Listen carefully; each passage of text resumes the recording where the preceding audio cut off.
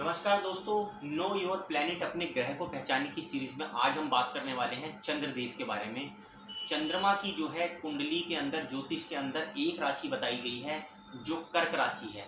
दोस्तों, कर्क में अगर स्वयं चंद्रमा बैठे हों तो वो बहुत प्रबल हो जाते हैं और यदि उन पे किसी शुभ ग्रह की दृष्टि पड़ जाए तो सोने पे सुहागा हो जाता है। दोस्तों, चंद्रमा को जो है वो मानसिक शक्तियों का ग्रह बताया गया है। चंद्रमा लिक्विडिटी के कारक हैं, पानी जल तत्व के कारक हैं।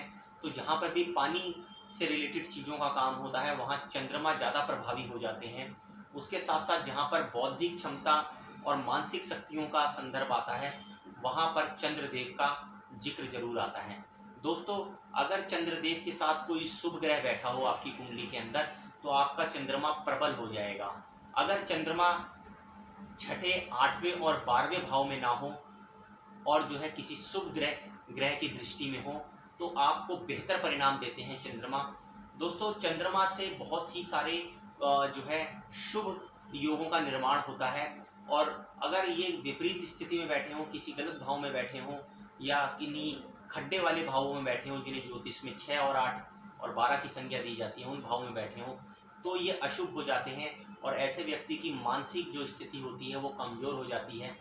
मानसिक स्थिति के साथ साथ ऐसा व्यक्ति भ्रम में जो है जीता है, भ्रमित हो जाता है, जल्दी ही दूसरों की बातों में आ जाता है, ज़्यादा इमोशनल होता है। जिन व्यक्तियों का चंद्रमा दोस्तों कमज़ोर होता है, ऐसे लोग जो है या अशुभ प्रभाव में होता है, ऐसे लोग जो है वो इमोशनली वीक होते हैं।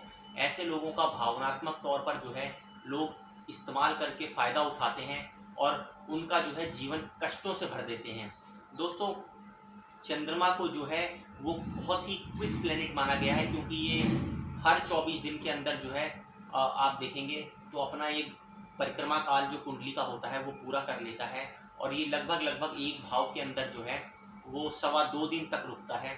तो इसी प्रकार ये 12 के 12 भावों में जो कुंडली के 12 भाव होते हैं उसमें एक अपना चक्र पूरा कर लेता है। दोस्तों, जो भी व्यक्ति चंद्रमा से प्रभावित होते हैं उनको आप देखेंगे अगर वो शुभ स्थिति में बैठा हुआ है तो जो पूर्णिमा, अमावस्या से पूर्णिमा तक का जो पीरियड होता है, जो 15 दिन होते हैं, जैसे जैसे चंद्रमा जो है वो अपना बड़ा आकार लेता है उसी प्रकार से इन व्यक्तियों की मानसिक स्थिति जो है वो बदलती जाती है। इनको हर्षोल्लास, खुशी और उत्साह का जो है वातावरण महसूस होता है और जैसे जैसे चंद्रमा जो है वो पूर्णिमा से अमावस्या की तरफ बढ़ता है और उसका आकार घटता हुआ जाता है तो बहुत सारे जो है व्यक्ति जो चंद्रमा से प्रभावित होते हैं उनके अंदर उदासी छाती है, उदासीनता आ जाती है, निराशा का भाव उत्पन्न हो जाता है।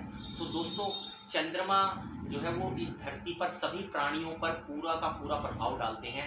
किसी के ऊपर कम या ज़्यादा ये उसकी कुंडली के ऊपर निर्भर करता है, लेकिन समुद्र में आने वाले ज्वार भाटा भी चंद्रमा के कारण ही होते हैं दोस्तों। तो आप देख सकते हैं कि हमारा जो मनुष्य का शरीर है वो 70% पानी से ही बना है। अगर चंद्रमा जो है वो समुद्र के पानी में उछाल ला सकते हैं, ज्वार भाटा ला सकते हैं, तो हमारे शरीर के अंदर जो 70% जो पानी वाला तत्व है उसको भी वो अवश्य ही प्रभावित करते हैं। दोस्तों, उसी प्रभाव के कारण जो है हमारी मानसिक स्थिति और हमारे शरीर की गतिविधियाँ परिवर्तनशील होती हैं और हमें उसके शुभ या अशुभ परिणाम प्राप्त होते हैं। दोस्तों, उसके साथ ही जो है चंद्रमा को जो है वो उत्साह और खुशी देने वाला ग्रह माना गया है।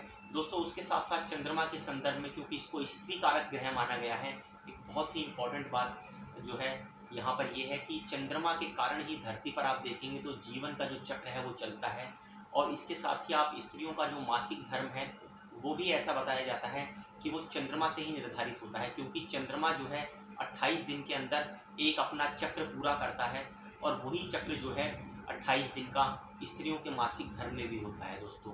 तो कहीं ना कहीं जो पृथ्वी पर जो जीवन है उसको प्रभावित करने में चंद्रमा का एक विशेष रोल रहता है दोस्तों। और कुछ जो है मंत्रों का जाप करके, कुछ विशेष प्रकार की विधियों करके, कुछ तंत्रों का इस्तेमाल करके हम अपने चंद्रमा को जो है काफ़ी शुभ स्थिति में पा सकते हैं। दोस्तों, ग्रहों को कैसे तंत्र मंत्र के द्वारा जो है वो सिद्ध करके शुभ स्थिति में लाया जा सकता है, इसकी हम एक अलग से वीडियो में चर्चा करेंगे। तब तक के लिए नमस्कार।